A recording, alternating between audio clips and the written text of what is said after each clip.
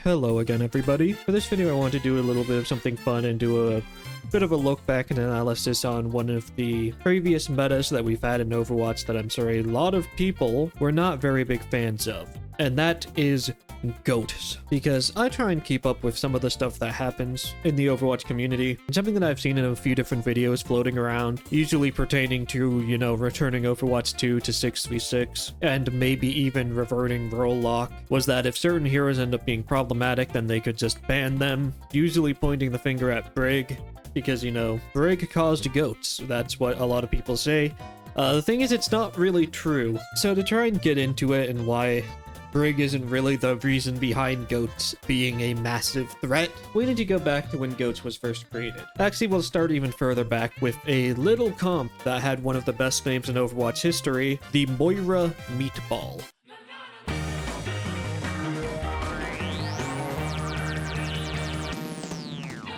The Moira Meatball, as you might guess, was a team composition that featured Moira. Pretty surprising, I know. But the Moira Meatball was basically the predecessor to the triple tank, triple support lineup that we know today. It actually featured 4 tanks and 2 supports. The tanks were usually any combination of, Reinhardt, Zarya, D.Va, Winston, sometimes Roadhog as well, and of course the 2 supports were always Lucio and Moira. A very common use for this team composition was on attacking the first point of Horizon Lunar Colony, and it was so effective there and such an oppressive strategy that some teams just opted to not even try and defend the first point of that map. I remember seeing it happen before, but I don't exactly remember what Overwatch League map it was, so if I ever return to talking about the Moira Meatball, I'll be sure to look it up so I can show it happening. But teams just would not even try and defend the first point because it would just put them at a disadvantage because of just how 2CP worked. Basically, if the attacking team won the first fight, they were almost guaranteed to win the map on the next fight just because they'd have a massive advantage in ultimates going into the second point. So they'd just kind of be able to abuse the fact that their ultimates were so strong to just quickly win the fight on second point. So in order to not give the attacking team ultimate charge, some teams just opted to not even defend first point, just give it up for free, so that they would actually have an even fight on second point, because that's just how oppressive and effective that the Moira Meatball was at just steamrolling through that first point. Now for the legend itself, the GOAT comp.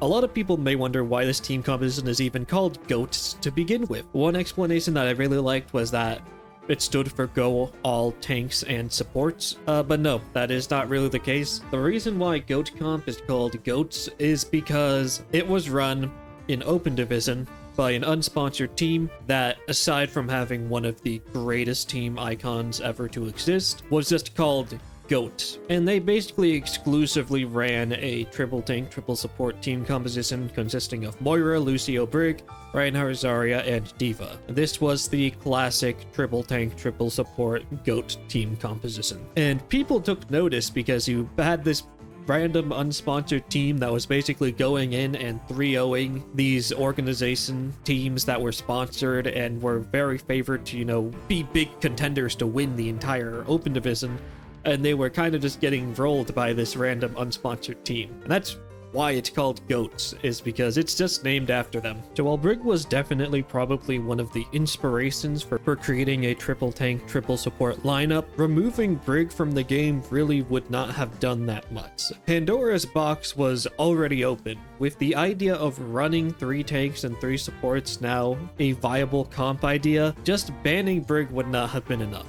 Brig is a very good pick to use with triple tank, triple support comps, because most triple tank, triple support comps are basically just a souped up version of Rein Zarya comps. You have the Rein Zarya core, you have the Lucio to speed them in, and then you usually use the Moira to keep them alive. However, instead of using a DPS that doesn't really fit with the playstyle of Brawl, people just put in Brig because he was the only Brawl support that the game has seen, being able to deal a lot of cleave damage with her flail, and also having a stun, which is incredible utility that can be comboed with any of your tank ultimates.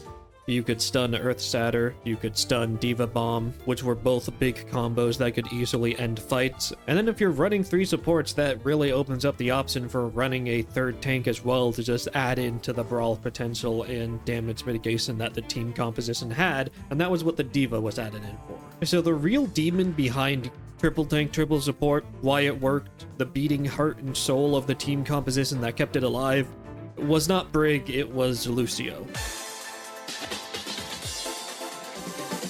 Speed boost is absolutely a requirement for this team composition to work. Brigitte is not. She's just a very good pick, but if she were ever to be banned, she would have been dropped and replaced with, you know, a different support. Lucio was the only reason why the comp was able to function. Tank heavy comps usually did not work because tanks have a weakness to range. Tanks themselves do not have a lot of range, and they have, you know, very equivalent damage output to that of DPS heroes. But normally a tank heavy comp would just lose to any sort of ranged spam comp that could just take high ground far away from them, spam them down, deplete their resources and their health bars before they're able to get in close, and then just win the fight against the now weakened goat comp that now can't brawl as effectively as they could if they did have all of their resources still intact. But Lucio kind of just completely destroys this playstyle because speed boost just lets them get there much faster and without taking as much damage. Your Reinhardt barrier only needs to block half the amount of damage if you get to the other team twice as fast, and that's what the Lucio enabled. As a matter of fact, Brigitte was actually refined out of the triple tank, triple support lineup by the end of its reign over the meta. One of the last variations of goats that we got was Neo Goats, which featured the standard tank lineup of Reinhardt, Zarya, Diva, but instead you would run a Lucio, an Ana, and a Zenyatta. No AoE healing, just pure brawl potential off the Lucio amping speed in, with as much lethality and playmaking potential as possible from your supports. Getting a sleep dart on a target basically just removed them from the fight. A triple tank, triple support lineup could easily just speed in off of a sleep dart and win a fight before the slept target is able to wake up. Especially with running the Zenyatta as well and having Discord on the enemy's tank as well, making one of them a much easier target to kill, and also Ana's anti-nade being able to do the same thing. Ana had 2 very good abilities that were able to almost guarantee a kill on a target or completely remove them from the fight. You had Zenyatta's Discord, which allowed your team to easily take care of a specific target much easier than the other 2. And then also Transcendence was incredibly good at flipping fights because it was just a massive amount of AoE healing, which is really good. Your tanks start to get low and start to die. You just Transcendence and you heal them up for thousands of health. And Neo Goats was kind of the last main form of goats that we got before, you know, 222 Rolock happened and the comp died there. The one interesting thing is I don't even think 222 Rolock was even necessary to kill goats. What really let goats be so successful was that we never really got any new heroes with abilities geared towards fighting against goats, much like how Brig was geared towards fighting against Dive, which was meta for a very long time in Overwatch's history prior. Much like how Brig refined herself out of the goat comp eventually, I do wonder with more heroes being added to the game, if they just gave it more time without reverting to Rolock, if we eventually would have seen new heroes create an anti-goat comp that would be so formidable that it would just overtake goats and become the new meta. Because we did see a lot of play of non-goat comps during the time. Goat was probably one of the most diverse metas that Overwatch has ever seen. You had like so many different varieties of standard triple tank, triple support comps.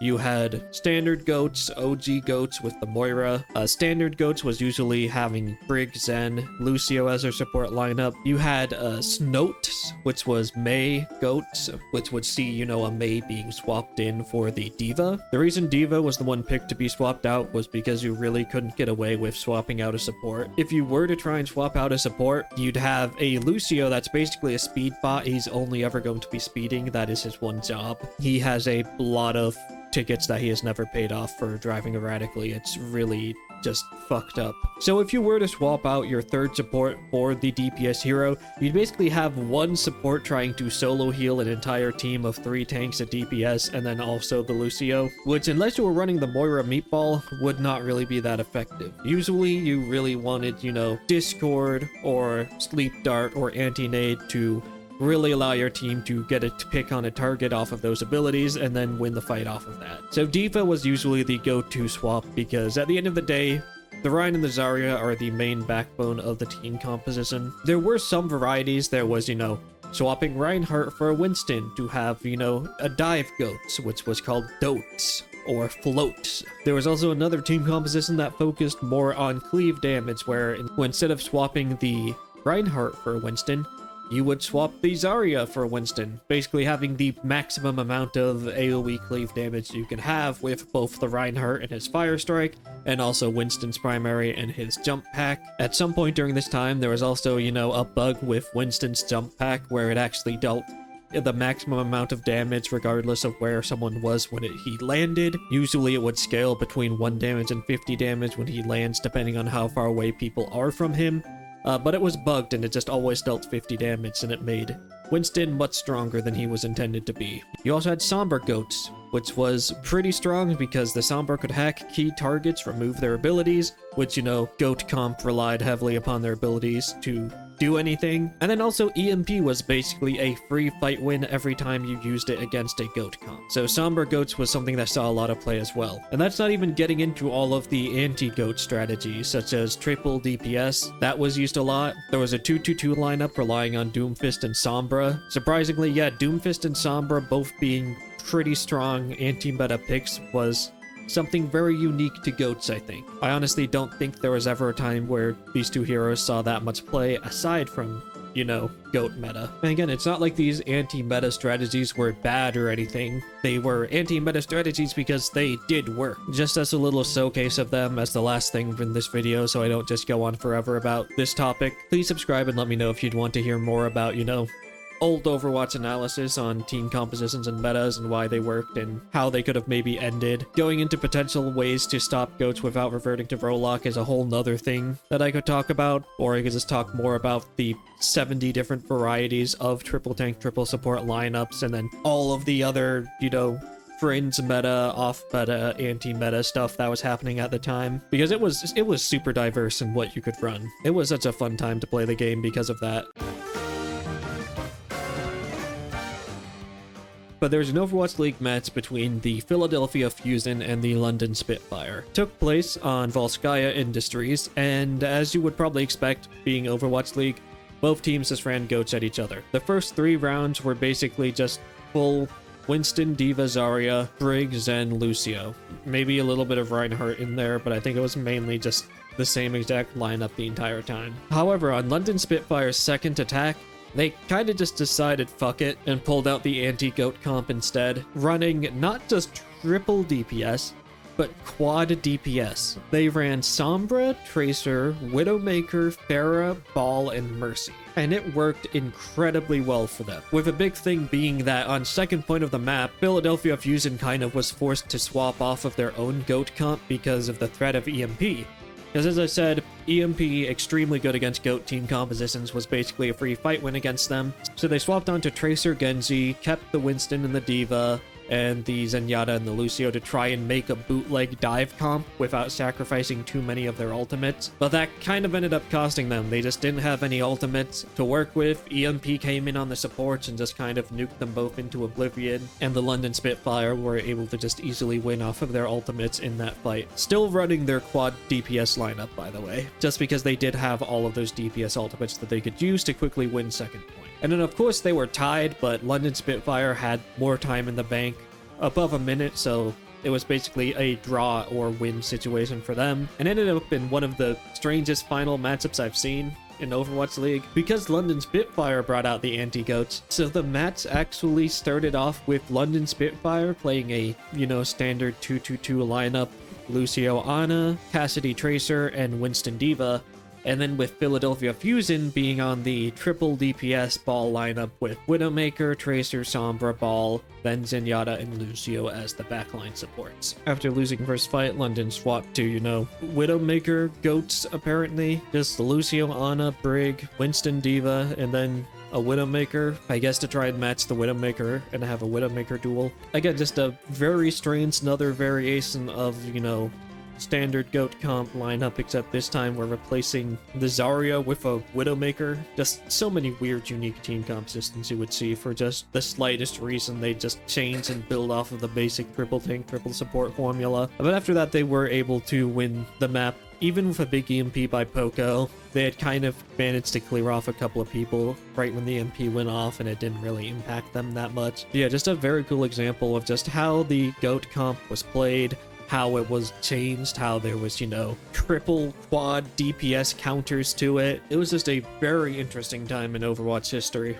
So yeah, I could talk a lot about old metas and such. So if anybody would be interested in hearing more about, you know, GOATs or Dive or any other meta and different varieties and how it was played, let me know. I could talk for a while about, you know, different variations of GOAT comp and why they worked and what they were meant to counter. Maybe go over some particular Overwatch League matches, or just talk about the history of some team compositions and how they rose to dominance and, you know, how the meta advanced over time. Because again, a lot of people will blame Brig for GOATs and say that Brig was the problem. If they removed Brig, it would have been fine. But Brig was completely refined out of the GOAT comp by the end of it. They didn't even need to ban her. She just naturally got filtered out as the meta advanced, and the team composition went from less just go in and brawl with massive health bars, and more around playing slow and kiting around the enemy team, until one of your supports got, you know, a sleep dart or an anti-nade, and then you just all collapse in and go in on top of that one thing. It was the same with, you know, the triple DPS, the quad DPS team comps. These worked by just playing all of these different angles at the same time. You had the Pharah from the sky, the Tracer and the Sombra taking different angles from the backline, the Widowmaker being a threat from really far back. And because the GOAT comp just wanted to speed in on a target and brawl and kill everyone, because the team was so spread out, you also had, you know, Wrecking Ball being very mobile, able to knock people around, pile drive to initiate, take angles, get resources out of the triple tank, triple support lineup. It made it basically impossible for the GOAT comp to do what they wanted to do, because they just didn't really have a target that they could speed onto because of how spread out the team was. And then you'd basically just be waiting for, you know, Wrecking Ball to hit a big pile drive on the supports, or, you know, Widowmaker to get a headshot, or, you know, a big direct from your Pharah to kind of go in and try and all collapse on top of that. Or, you know, a pulse bomb, a hack from Sombra, anyone getting a pick, and then you just kind of collapse on top of that target together and try and, you know, take them out quickly. So yeah, sorry, I'm just going to set up now. But yeah, please like and subscribe if you enjoyed this look back on Overwatch metas, even if it gave you PTSD. And until next time, see ya.